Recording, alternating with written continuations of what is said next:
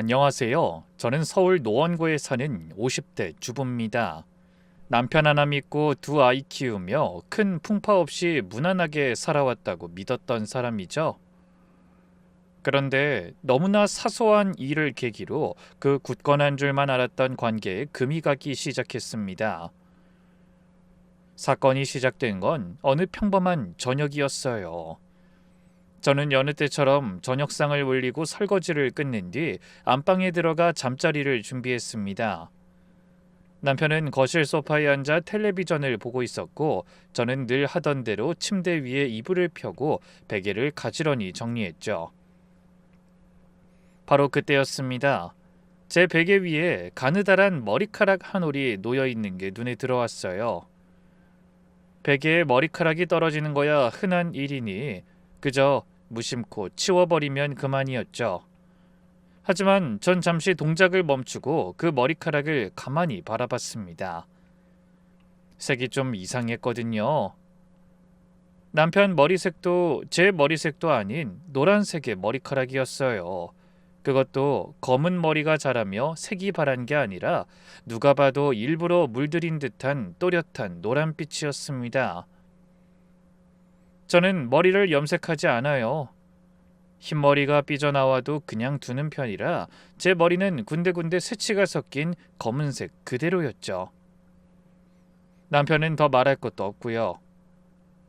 짧게 깎은 반백의 머리에 노란 물이라니 떠올리는 것만으로도 헛웃음이 나는 일이었습니다. 게다가 하필 그 자리가 제 베개 위라는 게 더 마음에 걸렸어요.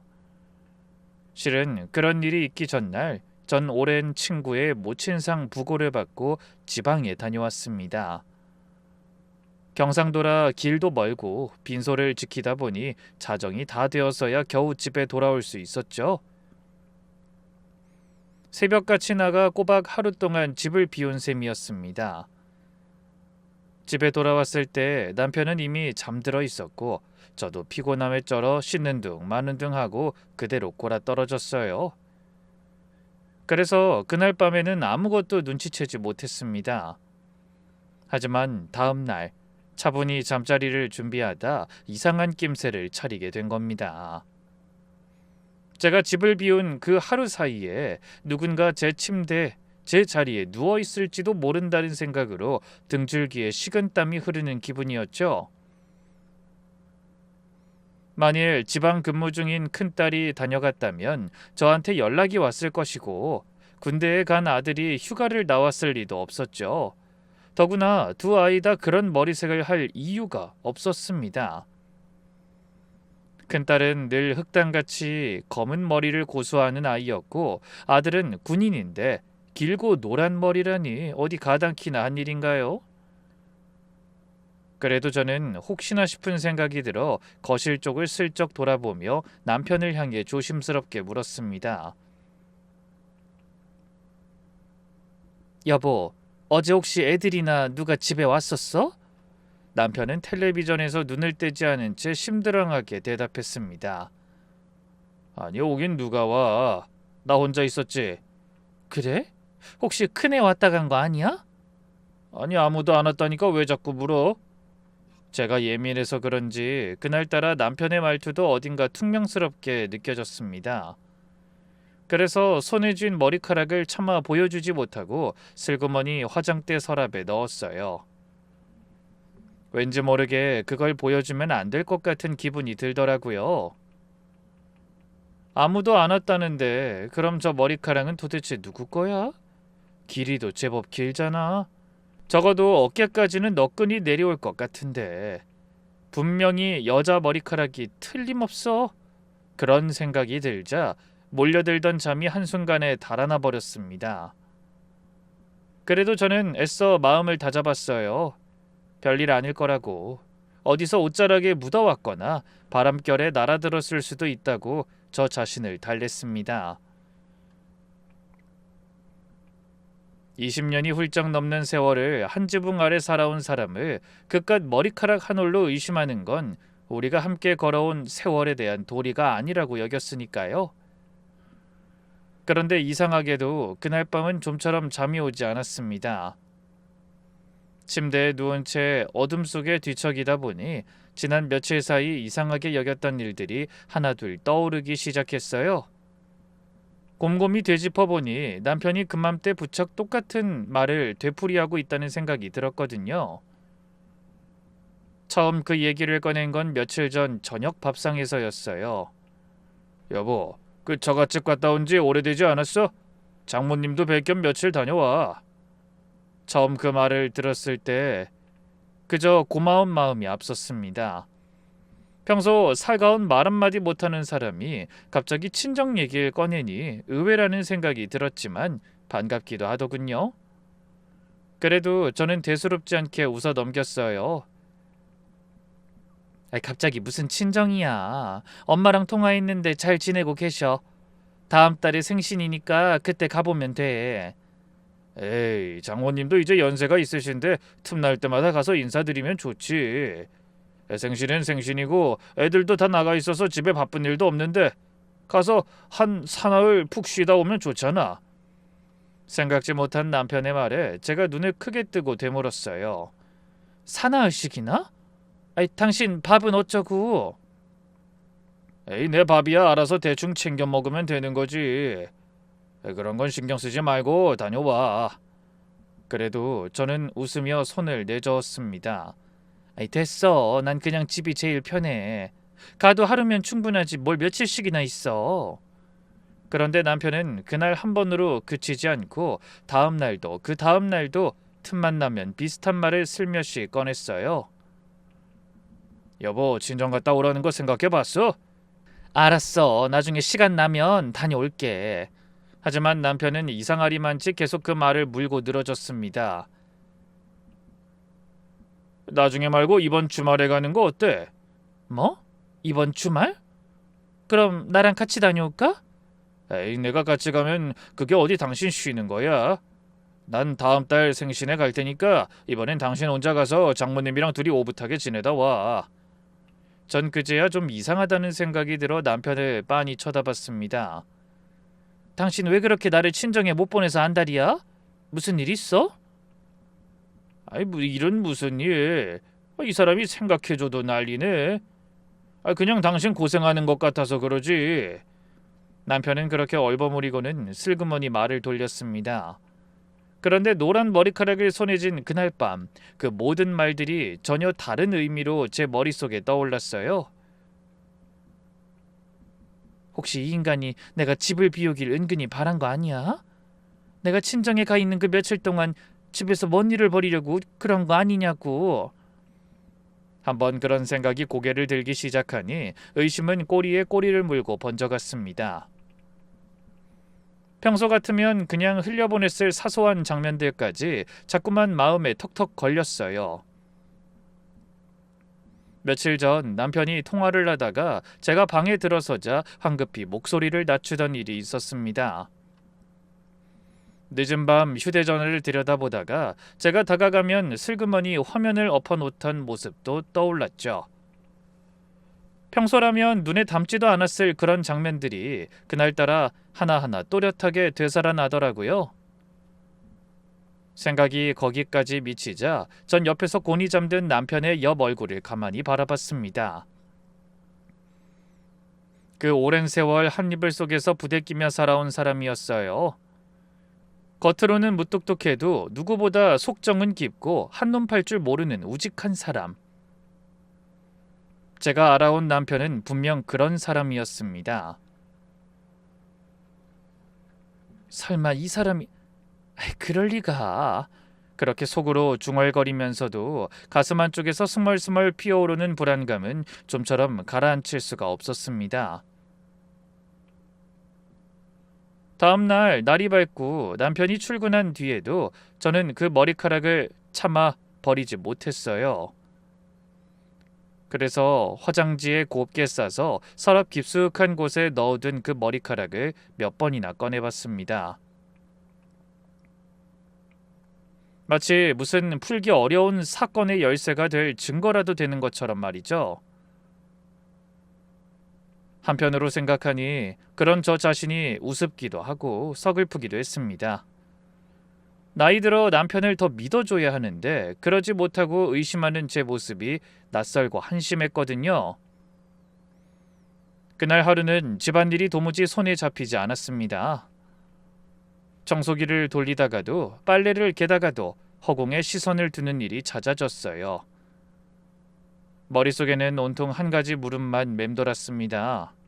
그 노란 머리카락 주인은 도대체 누굴까? 그이는 왜 자꾸 나를 친정으로 등 떠밀듯이 보내려고 한 거지? 그러면서도 머릿속으로는 한결같이 성실하게 살아온 남편의 모습을 떠올렸어요. 가진 것 없이 시작한 살림이었지만 남편은 단 한 번도 저를 실망시킨 적이 없는 사람이었습니다. 월급을 받아도 허투루 쓰는 법 없이 고스란히 저에게 줬고 회식이 있는 날이면 반드시 전화를 걸어 늦는다고 알려주던 사람이었죠. 한창 젊은 나이에도 친구들과 어울려 늦게 들어오는 일조차 손에 꼽을 정도였어요. 그런 사람이었기에 전 단 한 번도 남편을 놓고 다른 여자를 떠올려 본 적이 없었습니다. 그래서 더욱 혼란스러웠어요. 제가 평소 아는 남편과 그 며칠 사이에 느낀 남편 사이의 간극이 너무도 컸으니까요. 혹시 회사에 무슨 어려운 일이 생긴 것은 아닐까? 아니면 어디 몸이 불편한 걸 저한테 숨기는 건 아닐까? 별의별 생각이 다 들었습니다. 차라리 그런 종류의 걱정이라면 같이 고민할 수 있을 텐데 하는 생각이 들 만큼 제 마음은 자꾸만 나쁜 쪽으로만 기울고 있었어요. 다음 날 아침 저는 일부러 평소보다 일찍 일어나 남편의 출근 준비를 도왔습니다. 와이셔츠를 다리고 넥타이를 골라주면서 슬쩍 떠보듯 말을 건넸어요. 여보, 요즘 회사 일은 어때? 별일 없어? 뭐 맨날 똑같지. 그래? 별일 없는 게 다행이지. 당신 나이쯤 되면 다들 회사 눈치 보고 스트레스 받고 그러는 것 같던데 혹시 당신도 무슨 고민 있는 거 아니지? 고민은 무슨. 아침부터 별 이상한 소리를 다 하네. 남편은 픽하고 코웃음을 흘리더니 서둘러 현관문을 나섰습니다. 하지만 저는 그조차 애써 아무렇지도 않은 척하는 느낌이 들어 이상했어요. 평소라면 신발을 신으며 한두 마디라도 더 붙이던 사람이 그날따라 도망치듯 집을 빠져나갔거든요. 닫힌 현관문을 바라보며 저는 한참을 그 자리에 서 있었습니다. 그러다가 방으로 돌아와 화장지에 싸둔 그 머리카락을 다시 꺼내들었어요. 환한 아침 햇살 아래 비춰보니 노란빛이 한층 더 선명하고 또렷하더군요. 색깔은 그렇다 치고 단발은 훨씬 넘을 것 같은 길이가 의심의 여지 없는 여자 머리카락이 분명했습니다. 그 한올을 손에 쥐고 있자니 지난 25년의 세월이 한순간에 허물어지는 듯한 기분이 들었습니다. 아이 둘을 낳아 기르고 시부모님 병수발을 들고 없는 살림을 일으켜 세우느라 제 청춘을 다 바친 시간이었죠. 그런데 그 모든 것이 한낱 머리카락 한 올 앞에서 그토록 쉽게 흔들리다니 저 자신이 한심하게 느껴지면서도 한편으로는 반드시 진실을 알아내겠다는 오기가 솟구쳤어요. 저녁 무렵 남편이 퇴근해 돌아왔습니다. 저는 아무 일 없는 척 밥상을 차렸지만 식사 시간 내내 자꾸만 남편의 낯빛을 살피게 되더군요. 평소와 다른 구석은 없는지, 무언가 캥기는 기색은 없는지. 그런데 아니나 다를까 밥 먹다 말고 남편은 또 그 이야기를 꺼냈습니다. 여보, 그 지난번에 말한 거 생각해봤어? 이번 주말에 친정 좀 다녀오라고 했잖아. 전과는 달리 이번엔 목소리에 묘한 힘이 실려 있었습니다. 그저 권하는 게 아니라 꼭 그래야만 한다는 듯한 말투였어요. 저는 들었던 숟가락을 가만히 내려놓고 남편을 똑바로 바라봤습니다. 이상하게 왜 자꾸 그래? 내가 알아서 한다니까. 당신이 그렇게 예민하게 구는 게 난 더 이상하네. 내가 어디 죽으러 가래? 장모님한테 다녀오라는데 왜 짜증을 부려? 그렇게 말하니 또 딱히 반박할 말이 생각나지 않더라고요. 한데 그 순간 남편이 저를 똑바로 보지 못하고 슬쩍 눈을 피하는 게 느껴졌어요. 그 모습을 보며 저는 뭐라 설명할 수 없는 확신에 사로잡혔습니다. 남편이 뭔가를 단단히 숨기고 있다는 확신 말입니다.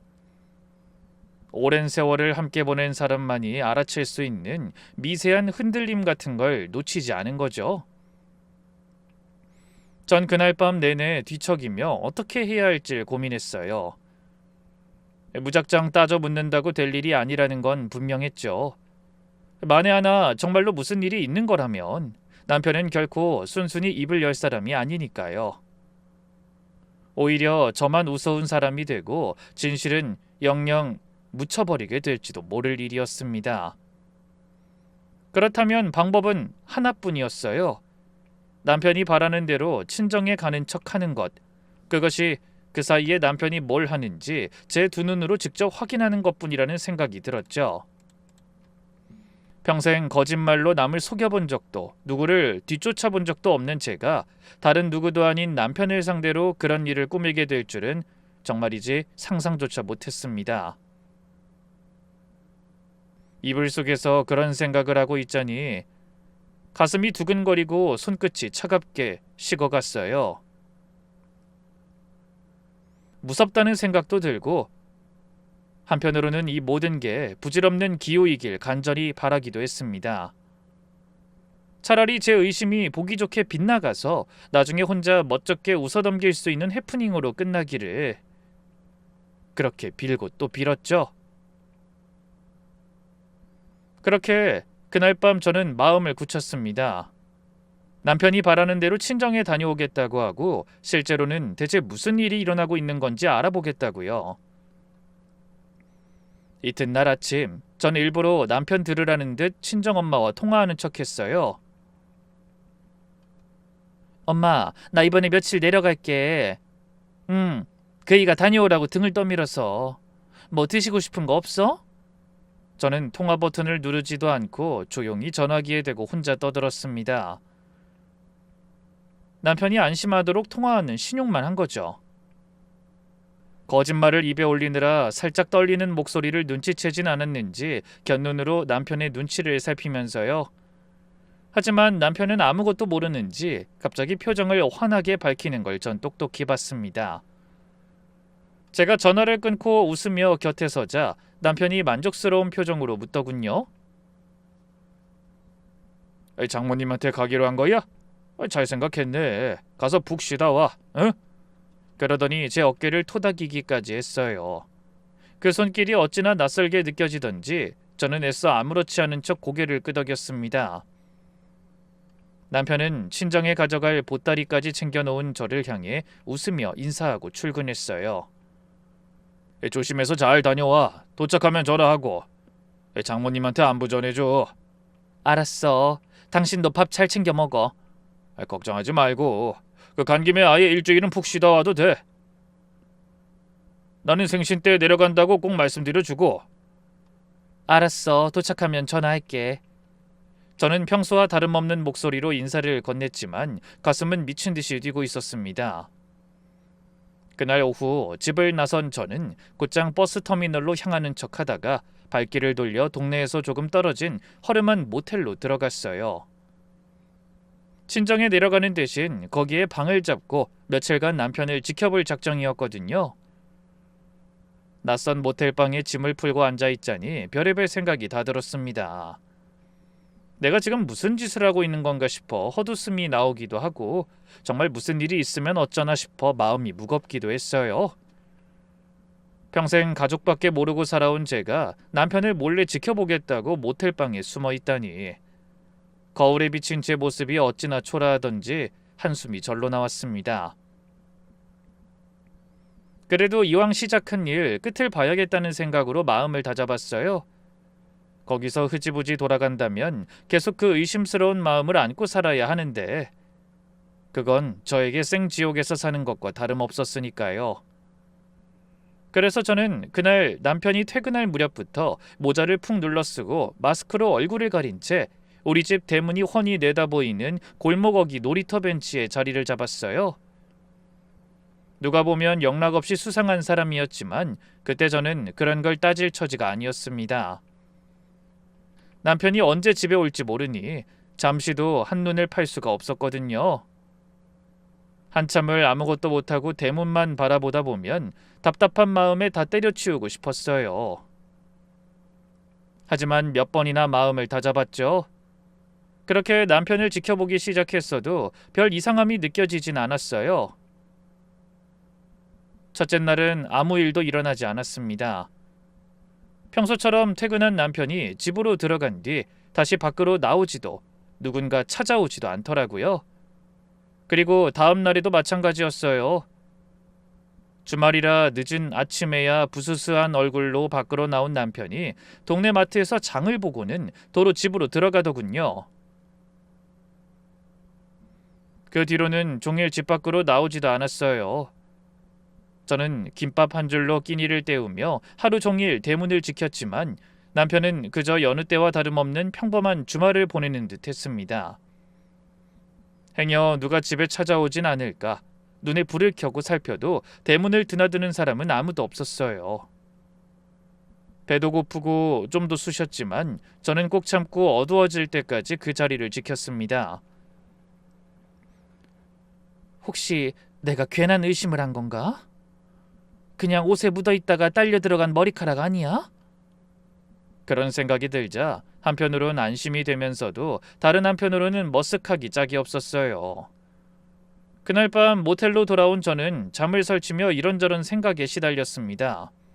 다음 날도 여전히 별다른 일은 없었어요. 남편은 오전에 잠깐 약수터에 다녀온 것 말고는 이렇다 할 움직임을 보이지 않았습니다. 저는 점점 저 자신이 한심하게 느껴지기 시작했어요. 그리 오래 산 남편을 못 믿고 친정행까지 거짓으로 꾸며 모텔에 숨어있는 제 꼴이라니. 나이 50이 넘어 이게 뭐하는 건가 싶어서 갑자기 자괴감이 몰려오더라고요. 그래, 이제 그만하자.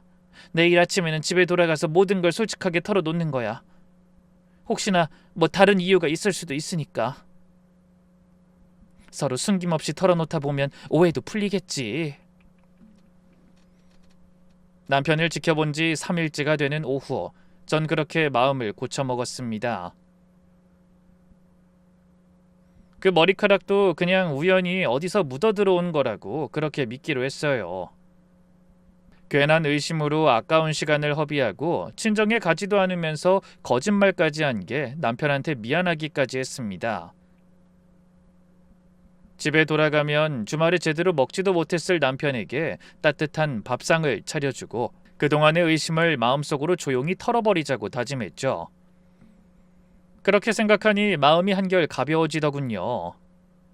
그런데 그날 늦은 오후 해가 뉘엿뉘엿 지려고 할 때 모텔로 돌아가기 위해 막 몸을 돌리려던 제 눈에 이상한 모습이 포착됐습니다.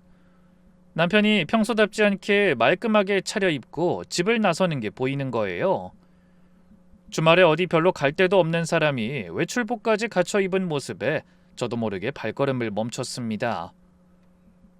남편은 주위를 한번 두리번거리더니 골목에 세워둔 차에 올라탔어요. 가슴이 철렁 내려앉더군요.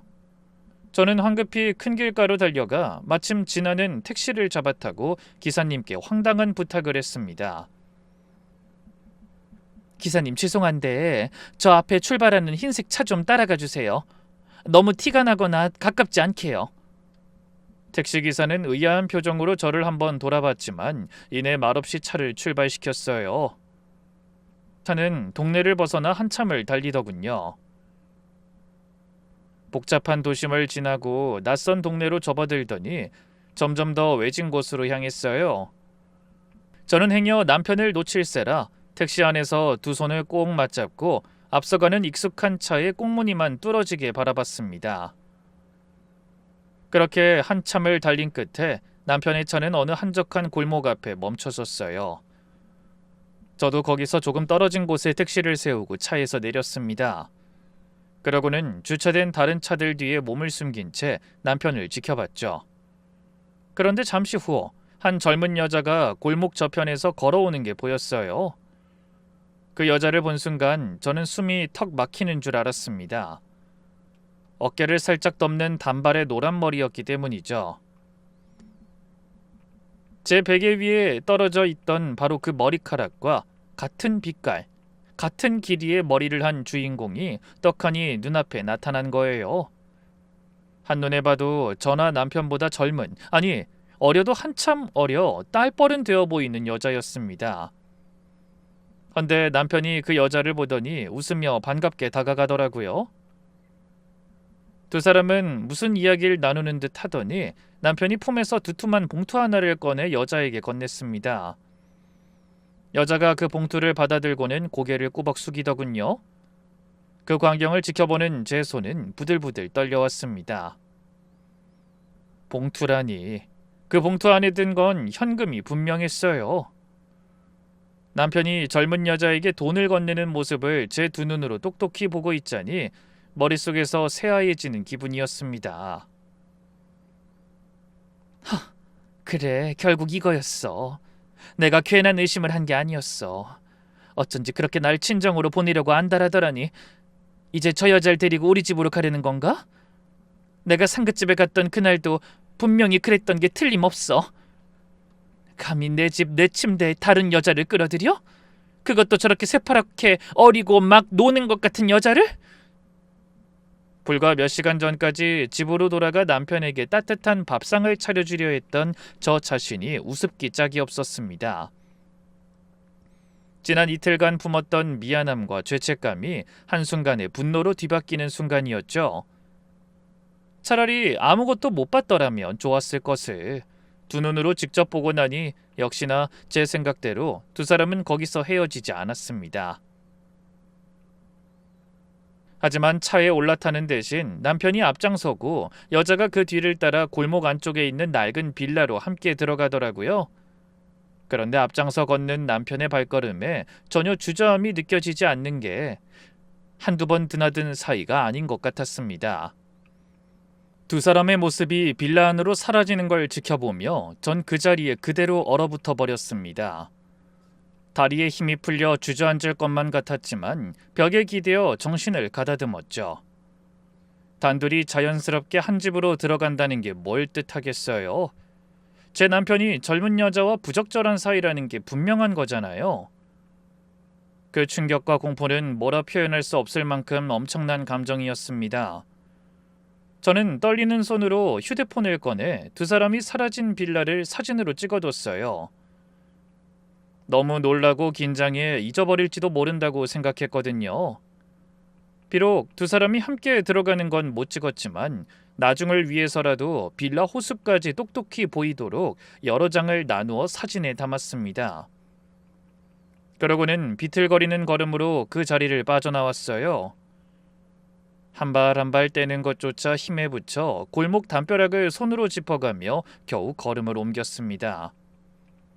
맘 같아서는 당장 달려가 그 두 인간의 머리채라도 잡고 싶었지만 마음과는 다르게 손이 너무 떨리고 숨이 막혀오는 것 같아 차마 그럴 수가 없더라고요. 제가 하고 싶은 대로 밀고 나가다가는 정신을 잃을지도 모르겠다는 생각이 들었어요. 그래서 온몸을 부들부들 떨며 고민하던 저는 멍하니 허공을 바라보며 눈물만 흘렸습니다. 머릿속에는 봉투를 건네던 남편의 손과 그걸 받아들던 여자의 노란 머리카락이 떠나지 않고 맴돌았어요.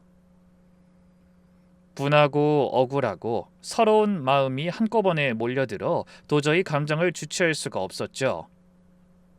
제가 남편 옆에서 살아온 세월이 송두리째 흔들리는 것 같다는 생각에 가슴이 찢어지는 것만 같았습니다. 그런데 한참을 울고 나니 이상하게도 마음 한구석이 냉정하게 가라앉는 게 느껴졌어요. 그래서 저는 눈물을 닦고 휴대폰을 든 손에 힘을 꽉 줬습니다. 그렇게 당하고만 있을 수는 없다는 생각이 들더라고요. 기절할 땐 기절하더라도 여자가 누구인지 똑똑히 따져 묻고 죄를 저지른 인간들에게 합당한 대가를 치르게 해야겠다는 생각만 머릿속에 가득했습니다. 그래서 곧장 휴대폰으로 동네 변호사 사무실을 검색했어요. 이혼이란 두 글자가 제 인생에 그렇게 현실로 다가올 줄은 정말 몰랐습니다. 저는 검색된 곳 중 평이 좋은 한 곳을 골라 전화를 걸어 상담 예약까지 잡았습니다. 하지만 변호사를 만나기 전에 먼저 그 빌라를 다시 찾아가 보기로 마음먹었어요.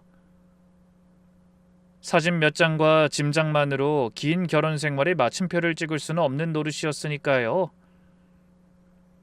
두 사람이 들어간 그곳에서 대체 무슨 일이 벌어지고 있는지 제 눈으로 똑똑히 확인하고 그 여자가 누구인지 들어봐야 더 확실하게 결심을 굳히기가 쉬울 것 같더라고요.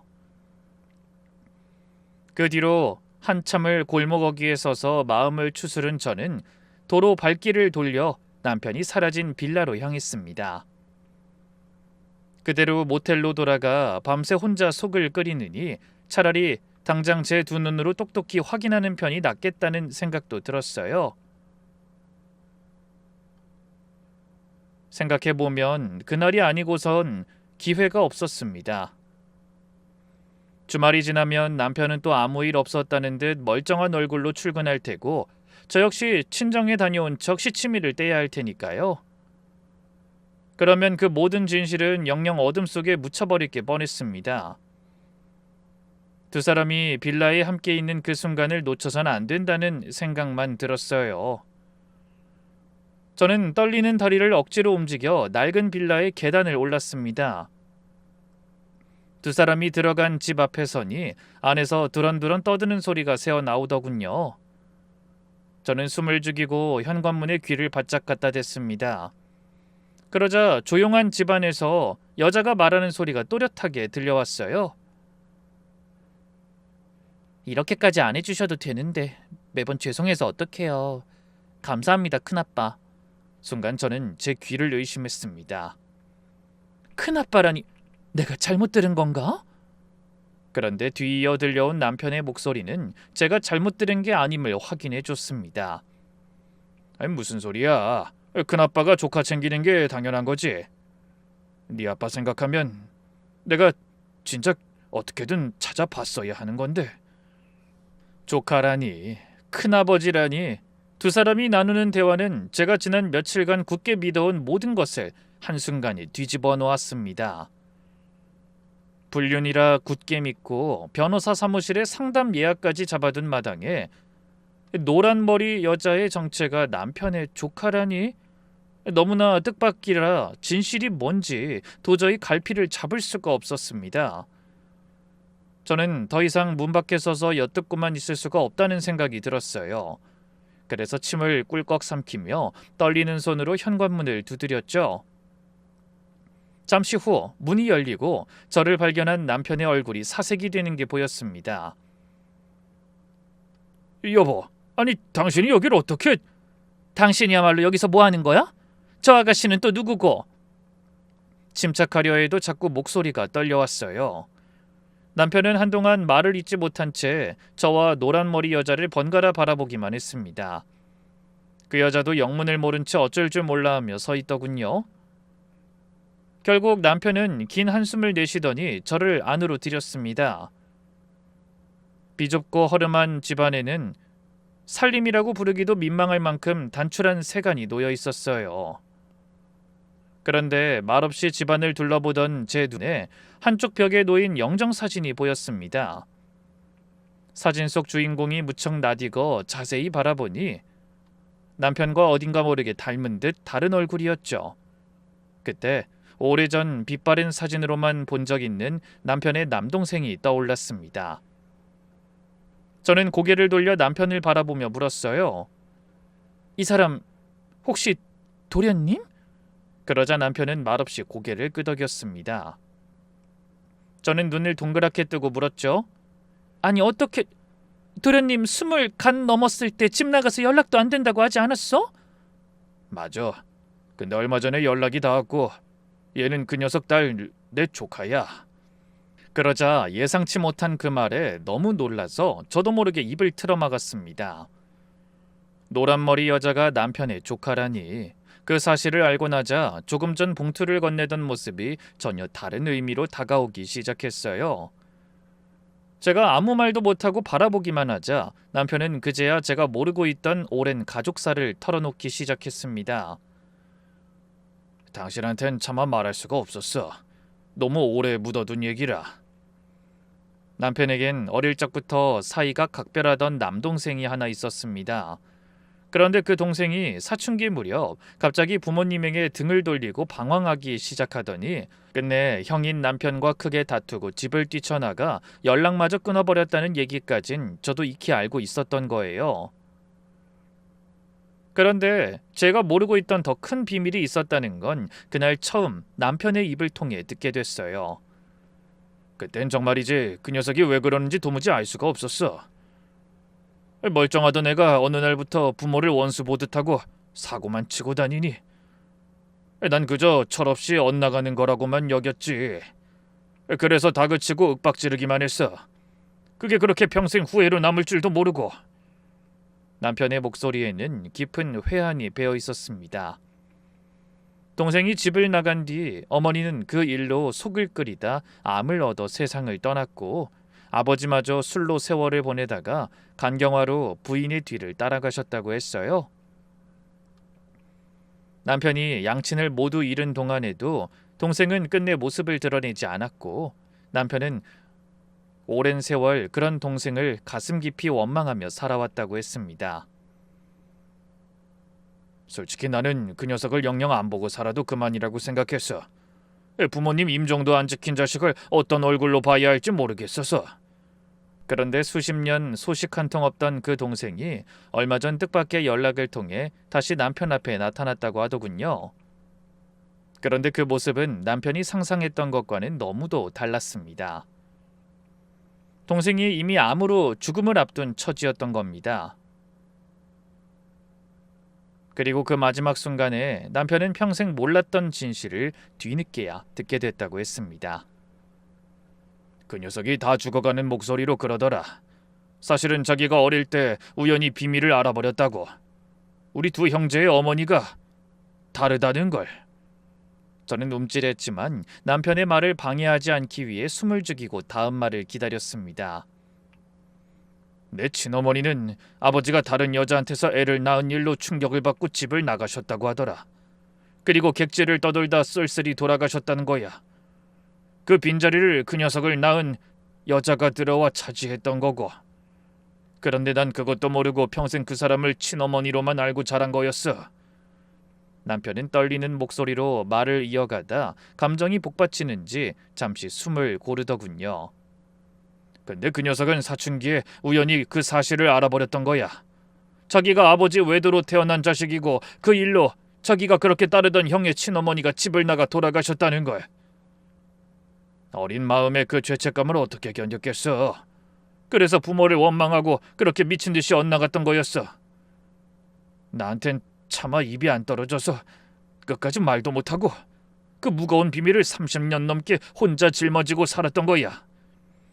남편은 그 말을 전하며 끝내 눈시울을 붉혔습니다.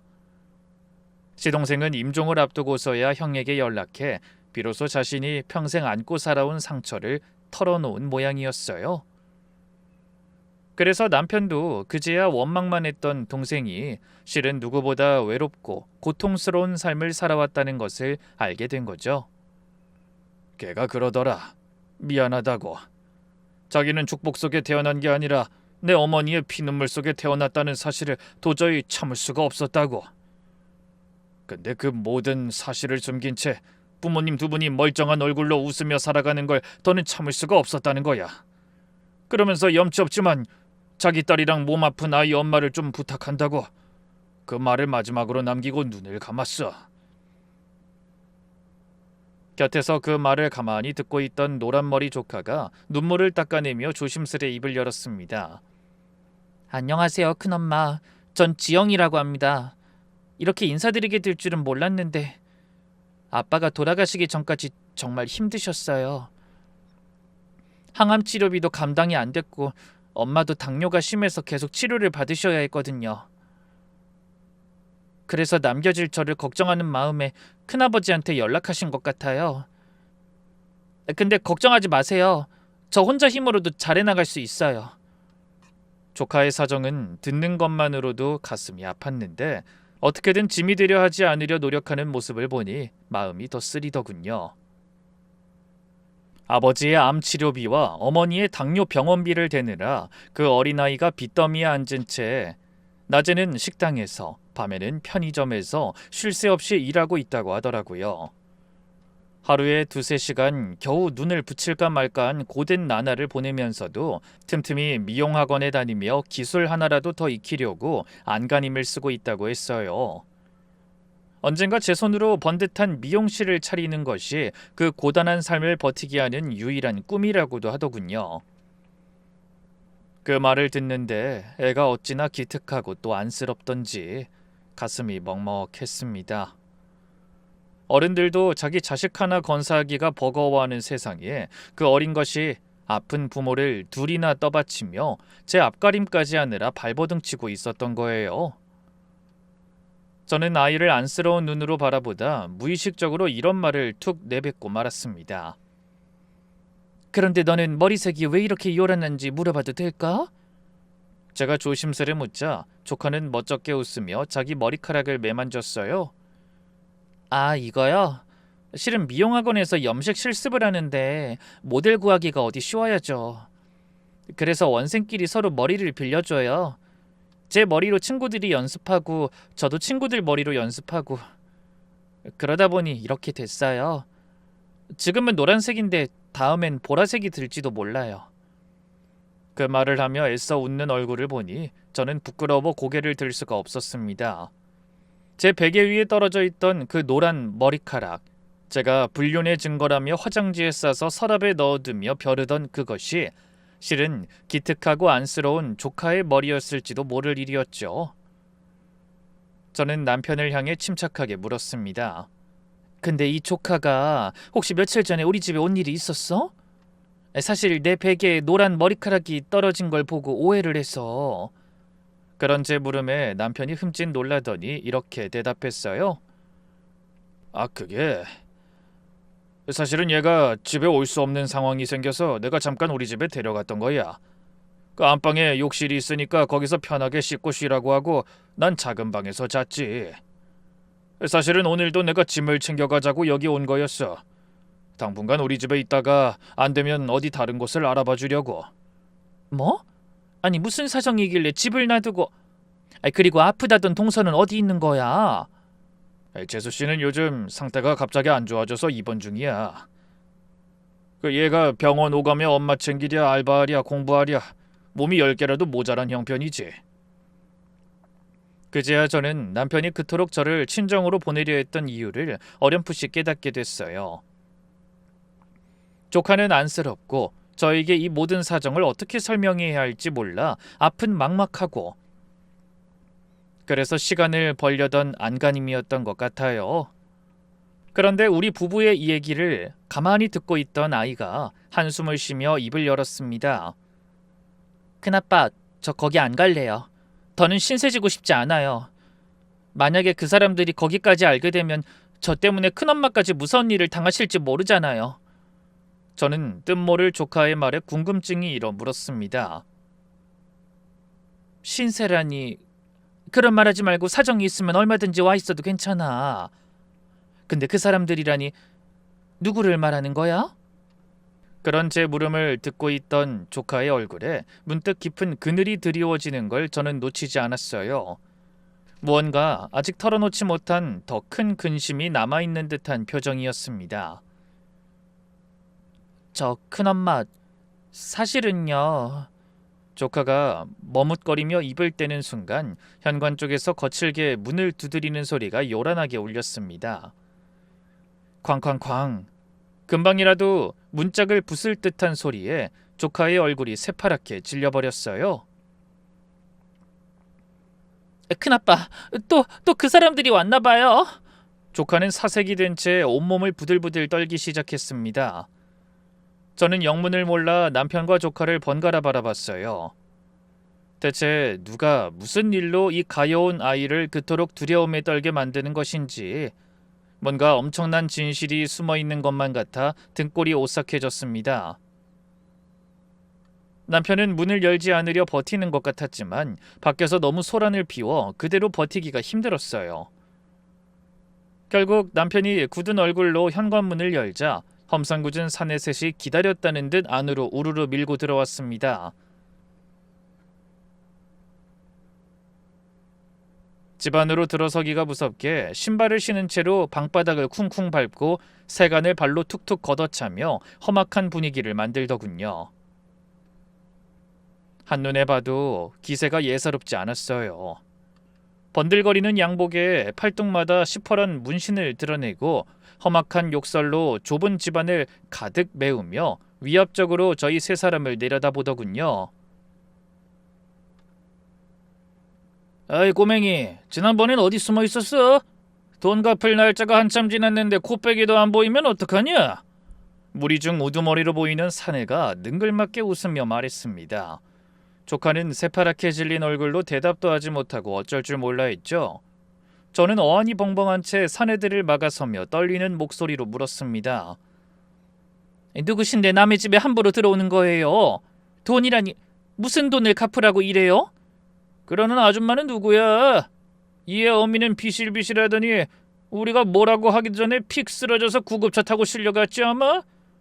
당신은 뭐 이모야? 아니면 뭐 고모인가? 뭐가 됐든 잘 됐네. 가족이 돈을 빌렸으면 책임지고 갚아야지. 저 계집애 아비가 빌린 돈이 얼만지는 알아? 험악한 인상의 사내는 품에서 종이 한 장을 꺼내 제 코앞에 흔들어 보였습니다. 차용증이라는 글씨가 선명하게 보이더군요. 저는 인상을 구기며 그 종이를 뺏어 들고 열심히 살펴봤어요. 헌데 종이에 적힌 액수를 보고 저는 그만 입이 떡 벌어졌습니다. 처음 빌렸다는 돈은 고작 몇백만 원인데 어느새 이자에 이자가 붙어 수천만 원으로 불어나 있더라고요. 저는 어이가 없어 탄식하듯 소리쳤습니다. 이게 무슨 차용증이에요? 빌린 돈에 비해서 갚을 돈이 말도 안 되게 많잖아요. 그리고 돈 빌린 분이 돌아가셨는데 그걸 왜 딸한테 갚으라고 하는 거예요? 제가 따지듯 묻자 조카가 떨리는 목소리로 끼어들었습니다. 큰엄마, 저 사람들 처음엔 급한 병원비에 보태라면서 친절하게 접근했어요. 근데 막상 돈을 빌리고 나니까 빌려준 액수보다 훨씬 부풀려서 차용증을 쓰게 하고 선이자라며 미리 떼어가고도 원금은 전부 빌려준 걸로 해놨어요. 이자도 갚는 족족도 새 이자가 붙어서 아무리 갚아도 빚이 줄긴커녕 자꾸 늘어나기만 했어요. 아빠가 그 이자 때문에 아픈 몸으로도 막노동까지 했다니까요. 그 말을 듣는 순간 저는 피가 거꾸로 솟는 것만 같았습니다. 그건 돈을 빌려준 게 아니라 사정 급한 사람들한테 덫을 놓고 마지막 한 방울까지 남김없이 뽑아먹으려는 수작이 분명했죠. 세상에 어쩌면 그렇게 악독한 인간들이 다 있을까 싶은 생각이 들어 손이 다 부들부들 떨렸습니다. 그때 한 사내가 거실 바닥에 침을 뱉더니 조카를 노려보며 소리쳤어요. 야, 넌 상속이라는 것도 몰라? 아비가 빚을 졌으면 당연히 딸내미가 갚아야지. 갚을 돈 없으면 몸으로라도 갚으라고 했잖아. 마침 우리가 아는 가게가 있는데 거기 가서 몇 달만 일하면 이 정도 빚은 금방 갚아. 얼굴도 반반하겠다. 팔팔한 20대에 손님들이 아주 좋아하겠어. 우두머리 사내가 조카를 위아래로 훑어보며 음흉하게 웃었습니다. 지영이를 유흥업소에 팔아넘기겠다는 소리 같았어요. 덜덜 떠는 조카를 보다 못한 남편이 사내들 앞을 막아서며 외쳤습니다. 이 사람들이 어디서 행패야? 멀쩡한 애를 어디다 팔아넘긴다고? 갚아! 갚는다고 했잖아! 당장 나가지 못해! 이건 또 누구야? 어디서 돈 많은 노인네 하나 물었나? 그럼 아저씨가 대신 갚든가. 아니면 우리도 우리 식대로 받아낼 수밖에 없어. 곱게 끝낼지 곡소리 나고 끝낼진 당신들이 정하는 거야. 알아서들 하셔. 사내는 그 뒤로도 한참을 무시무시한 협박의 말을 내뱉고는 집안의 집기를 다 내던지고 며칠 안에 다시 오겠다며 거칠게 밖으로 나갔습니다. 문이 닫히고 나서야 조카는 참았던 울음을 터뜨렸어요. 죄송해요, 큰엄마. 사실 저 인간들 때문에 요즘 학원도 못 가고 알바하던 가게에서도 잘렸어요. 거기까지 찾아와서 행패를 부렸거든요. 엄마 병실에도 찾아와서 난리를 치고 그래서 큰아빠가 절 집에 숨겨주신 거였어요. 근데 제가 거기 자주 드나들면 저 인간들이 거기까지 알아내 행패 부릴까봐 이젠 정말 어떻게 해야 할지 모르겠어요. 저는 사시나무 떨듯 온몸을 떠는 조카의 손을 꼭 잡았습니다. 조금 전까지만 해도 남편을 의심하며 분노했던 제가 어느 순간 어떻게 하면 가여운 조카를 도와줄 수 있을지 고민하게 됐어요. 하지만 남편은 그저 한숨만 내쉬며 막막한 표정을 짓고 있었습니다. 여보, 일단 저놈들 요구대로 돈을 좀 마련해 봐야 할 것 같아. 내가 급한 대로 가지고 있던 쌈짓돈을 가져오긴 했는데 그걸로는 보름 이자도 안 돼. 그래서 사실 고민이 많았어. 우리 집 돈 걸린 당신이 하는데 뭐라고 하고 큰 돈을 달라고 해야 하나 막막하더라고. 야, 아무리 동생네 일이라도 한두 푼이 아니니. 근데 이제 더는 안 되겠어. 더 큰일 나기 전에 얼른 갚아버려야 할 것 같아.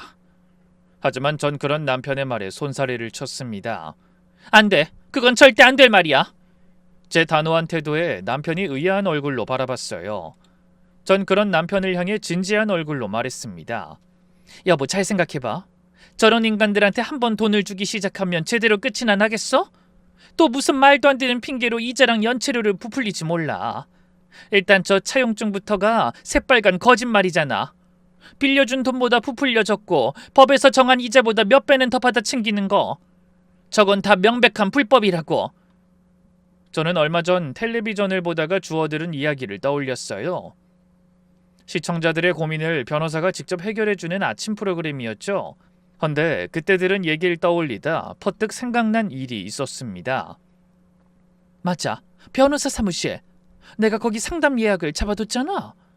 불과 몇 시간 전에 저는 남편의 불륜을 확신하고 이혼에 관해서 알아보려고 변호사 사무실에 예약을 잡아뒀었죠. 이혼은 할 필요가 없어졌지만 마침 상담 예약을 잡아둔 곳이니 이참에 조카의 채무와 사채에 대해서 제대로 알아보고 도움받아야겠다 싶었어요. 그래서 저는 눈에 힘을 주며 자신 있게 외쳤습니다. 우리가 겁먹고 시키는 대로 할 게 아니라 저 인간들 죄를 낱낱이 밝혀서 법으로 쳐넣어야 해. 지영아, 지금부터 큰엄마가 시키는 대로 해. 저 사람들이 또 찾아오거나 전화하면 절대 맞서지 말고 그냥 다 녹음해. 협박하는 말, 돈 갚으라고 윽박 지르는 거 하나도 빠짐없이 전부 다. 조카는 눈물이 그렁그렁한 눈으로 저를 올려다봤습니다. 그래도 돼요?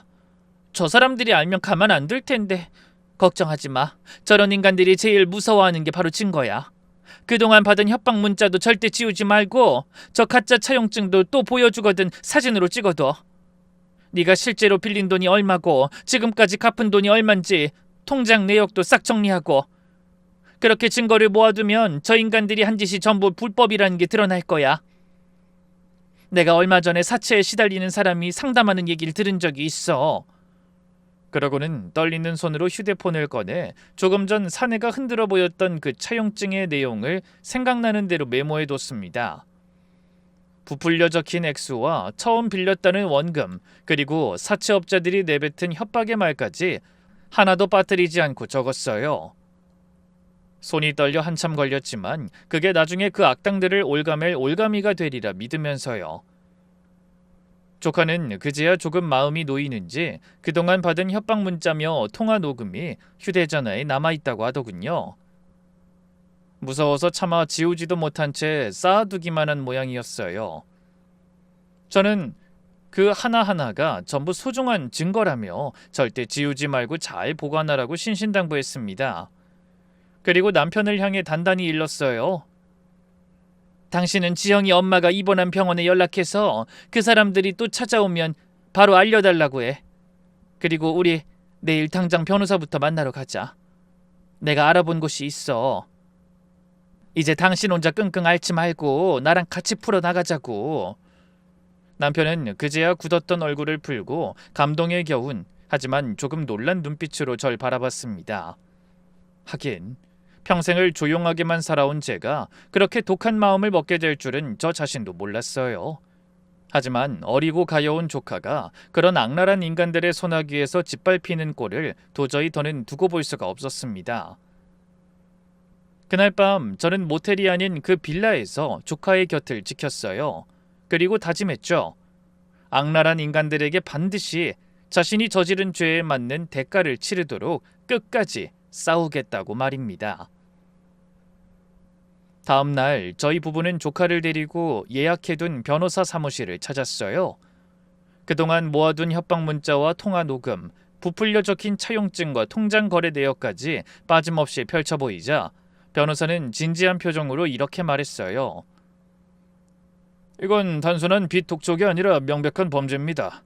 빌려준 돈보다 액수를 부풀려 차용증을 꾸민 것도 문제고 법에서 정한 이자의 몇 배를 받아 챙긴 건 대부업법 위반이죠. 거기다 유흥업소에 팔겠다고 협박한 것까지 더하면 공갈에 불법 추심까지 줄줄이 엮을 수 있습니다. 증거가 이렇게 탄탄하면 충분히 처벌받게 할 수 있을 겁니다. 변호사의 도움으로 저희는 곧장 경찰에 사건을 신고했습니다. 그 뒤로도 사채업자들은 몇 번이나 더 빌라로 찾아와 행패를 부렸지만 그때마다 저희는 침착하게 사내들의 협박을 하나하나 녹음하고 영상으로 담아뒀어요. 그렇게 모인 증거들이 경찰 수사에 결정적인 역할을 했죠. 수사가 진행되면서 그 일당의 악행은 끝도 없이 쏟아져 나왔습니다. 지영이뿐 아니라 형편이 어려운 사람들만 골라 똑같은 수법으로 등쳐온 게 한둘이 아니었거든요. 위조한 차용증으로 빚을 부풀리고 갚지 못하면 가족까지 협박해 돈을 뜯어내온 그들의 죄목은 하나하나 법의 심판대에 올랐습니다. 알고 보니 그들은 등록도 하지 않은 채 불법으로 사채업을 벌여온 일당이었고 피해자가 수십 명에 이르렀어요. 그동안 무서워서 입도 뻥끗 못하던 다른 피해자들도 저희가 용기 내어 신고했다는 소식에 하나둘 나서기 시작했습니다. 그렇게 증언과 증거가 쌓이면서 결국 우두머리를 비롯한 일당 전원이 구속됐어요.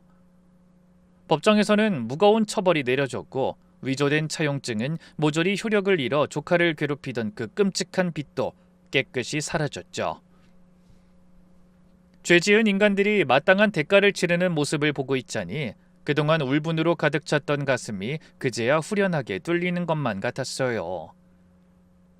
빚의 굴레에서 벗어난 조카는 비로소 제 꿈을 향해 다시 걸음을 옮길 수 있게 됐습니다. 다행히 입원해 있던 지영이 엄마, 그러니까 제 동서도 차츰 기운을 되찾아 퇴원했고 저희 부부는 두 모녀가 마음 편히 지낼 수 있도록 곁에서 힘껏 도왔습니다.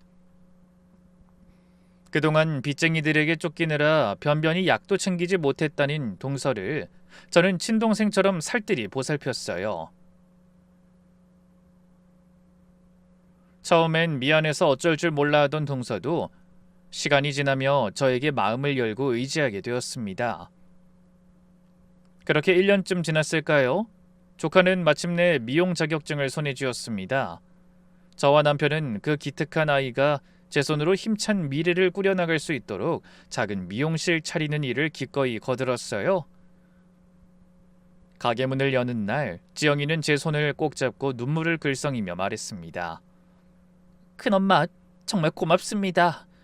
큰엄마 아니었으면 전 진작에 빚에 쫓기다 무너졌을 거예요. 전 그런 지영이의 어깨를 다독여주고 기꺼이 그 가게의 첫 손님이 되어 노란 머리 그대로인 조카에게 제 머리를 맡겼습니다. 가위질하는 손끝이 어찌나 야무지던지 그 모진 세월을 견뎌낸 아이가 대견해 자꾸만 눈물이 나려 했어요. 한때 불륜의 증거라 여기며 서랍 속에 감춰뒀던 그 노란 머리카락이 이제는 우리 가족을 이어준 따뜻한 인연의 빛깔로 다가오더군요.